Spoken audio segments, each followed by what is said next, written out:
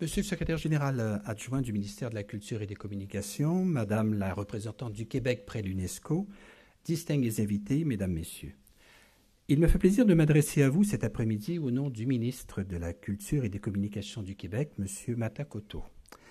Le ministre me sera gré, après ces 2 journées bien remplies, d'être bref. Nous irons donc à l'essentiel. D'abord, un rappel.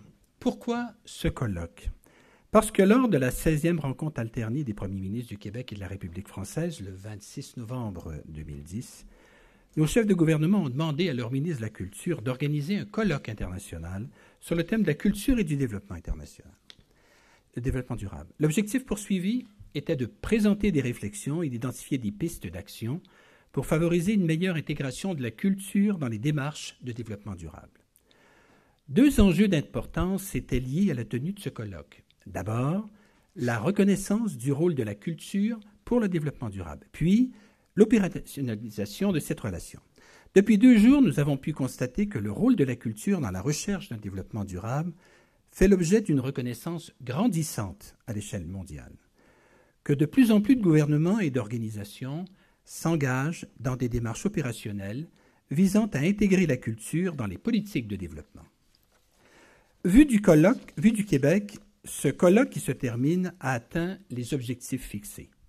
Il a permis de réunir de nombreux partenaires qui partagent une vision commune sur la question et qui ont pu échanger sur les démarches en cours et les actions à mener dans le but d'une plus grande reconnaissance du lien entre culture et développement durable. Cette intégration est complexe.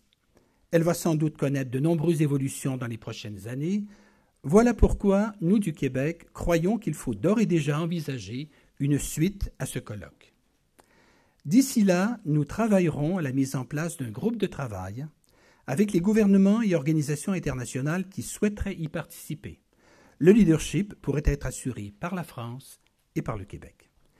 L'idée étant de poursuivre nos réflexions et poursuivre également la concertation de nos actions sur cette thématique.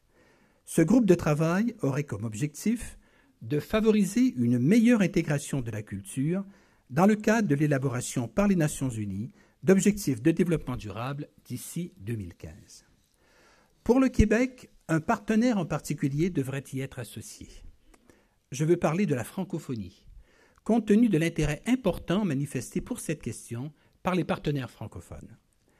Depuis le sommet de Ouagadougou en 2004, l'Organisation internationale de la francophonie a favorisé la mise en œuvre d'un développement durable qui intègre à part entière la composante culturelle.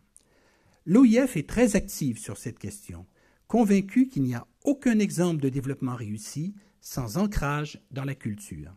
Il faut donc saluer l'action de l'Organisation internationale de la francophonie, d'abord en amont du sommet de Rio+20 de juin dernier, par la tenue d'une vaste concertation à Lyon, et en même temps une mobilisation de ses États et gouvernements membres à Rio même. Plus récemment, en octobre dernier, lors du sommet de la francophonie à Kinshasa, les chefs d'État et de gouvernement ont réaffirmé leur détermination à intégrer la culture dans leur politique de développement.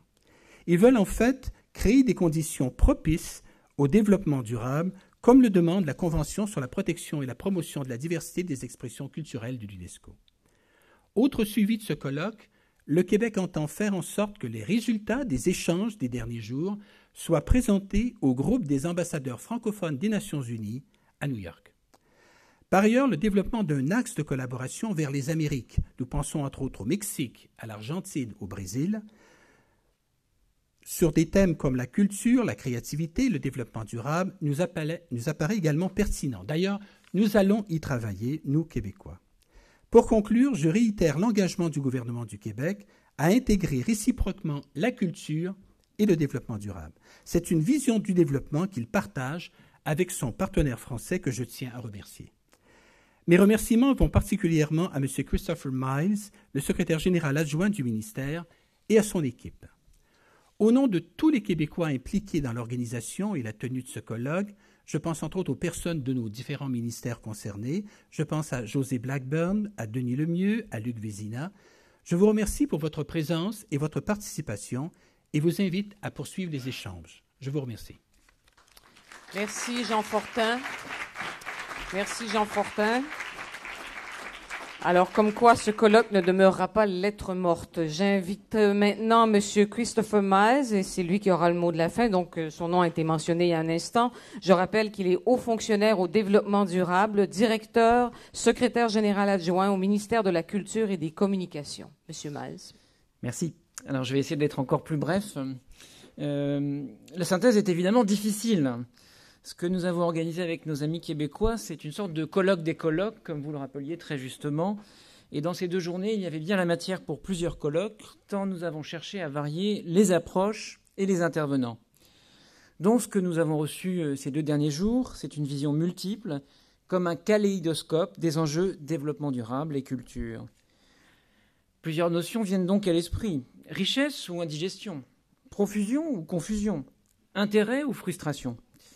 Je crois quand même, comme vous l'avez rappelé, monsieur, que les objectifs que nous étions fixés ensemble, en décidant de remplir une promesse politique qui a été faite par nos 2 premiers ministres, ont été atteints. Tout d'abord, il fallait dépasser ensemble cette promesse politique pour chercher à faire le point sur cette notion à la fois controversée, trop consensuelle ou pas assez, des liens entre culture et développement durable. Ensuite, il fallait aussi chercher à dépasser ce que j'appellerais la nécessaire incantation du 4e pilier, en explorant les 3 autres, preuves à l'appui, pour démontrer les liens indissociables qu'ils entretiennent avec la culture, les activités culturelles, les pratiques culturelles, les politiques culturelles. Et enfin, il fallait le faire en variant les approches. Approches théoriques, sensibles, pratiques, en variant les intervenants, philosophes, architectes, artistes, acteurs du terrain, fonctionnaires, chercheurs, tous au contact quotidien avec le développement durable, dans leur vie et dans leur pratique. Je ne peux évidemment pas citer tous les intervenants, du cadrage initial d'Edgar Morin, en passant par le passionnant récit de l'expérience de Culture Montréal, le récit d'Yannick Jolin, les aventures de l'île ou de la TOHU, les aperçus brillants que nous avons eus sur le rôle des technologies numériques, l'impact du droit et la nécessité d'y introduire plus de culture, l'apport des approches économiques et entrepreneuriales, et finalement aussi peut-être et surtout le caractère irréductible de la culture à toutes ces approches. Je retiens aussi que nous avons travaillé ensemble avec nos amis québécois pour organiser ces interventions et tables rondes, ce qui a produit une diversité passionnante d'approches et de récits.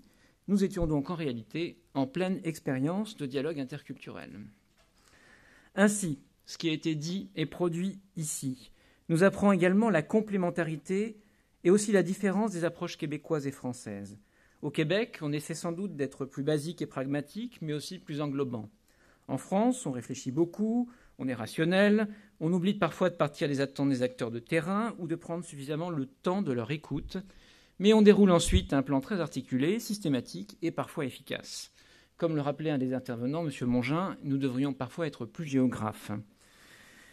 Ce colloque nous donne enfin des mots pour avancer ensemble. Complexité, diversité, attention et accès, coopération et co-responsabilité, tension et dialectique entre local et global, décontextualisation, j'y suis arrivé, croissance et décroissance. Il doit avoir, vous l'avez rappelé, des suites. C'est la raison pour laquelle nous souhaitons continuer avec le Québec et monter le groupe de travail que vous avez évoqué au niveau international afin de promouvoir dès 2013 les approches que nous avons évoquées dans les instances que vous avez évoquées.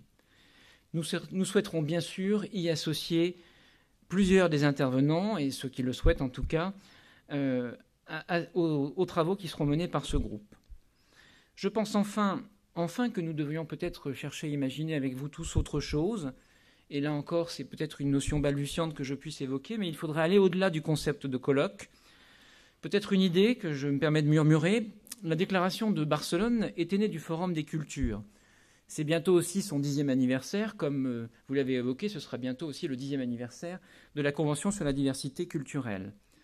Nous pourrions peut-être aussi chercher, amis québécois, à travailler ensemble avec les collectivités et les acteurs de la société à une sorte de forum des cultures et des développements durables, à une échelle beaucoup plus modeste, bien sûr, que le forum de 2004, mais quelque chose qui nous permette de recenser et de partager les expériences pratiques sous forme numérique et sous forme d'une rencontre ou d'une série de rencontres. Voilà peut-être une belle idée à laquelle nous pourrions travailler ensemble dès maintenant. Enfin, évidemment, les remerciements.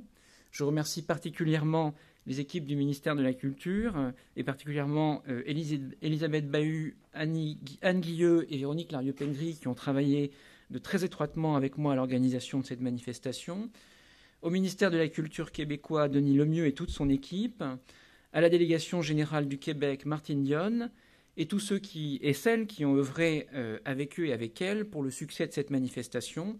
Je n'oublierai pas aussi les personnels de la Cité des sciences et de l'industrie, et particulièrement la régie, ainsi que les personnels de la société Ideacom qui nous a accompagnés tout au long de ces 2 journées.